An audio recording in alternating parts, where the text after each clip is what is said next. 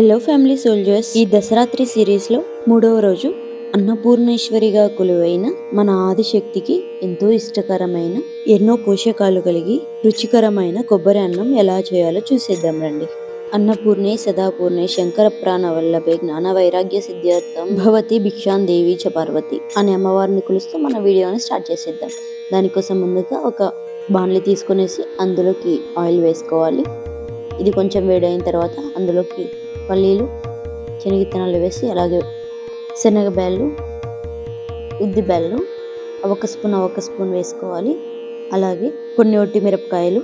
ఈ ప్రసాదంలోకి మనం పచ్చిమిరపకాయలు వాడమండి, అందుకోసమని మనం ఒట్టిమిరపకాయలు మాత్రమే వేస్తున్నాము. ఇవి కొంచెం వేయించుకున్న తర్వాత అందులోకి మనం పచ్చికరివేపాకు అయితే వేస్తున్నాము. అవి కొంచెం లో ఫ్లేమ్లో మగ్గిన తర్వాత అందులోకి మనం తురిమి పెట్టుకున్న పచ్చి కొబ్బరి అయితే వేస్తున్నాము.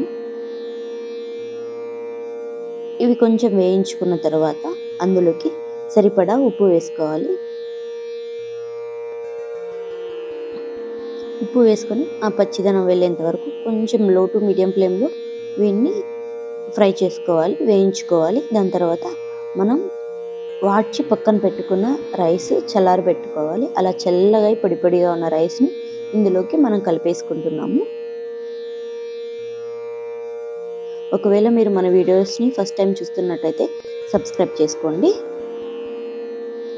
అంతేనండి, simple and easy and tasty, అప్పటికప్పుడు చేసుకుని ఈ కొబ్బరి అన్నం రెడీ అయిపోయింది.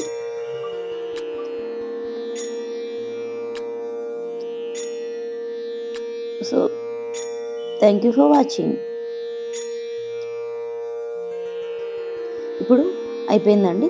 ఇప్పుడు మనం గార్నిష్ కోసం పైన వేయించి పెట్టుకున్న కాజునైతే వేస్తున్నాము. అంతేనండి, simple and tasty and nutritious rice ready.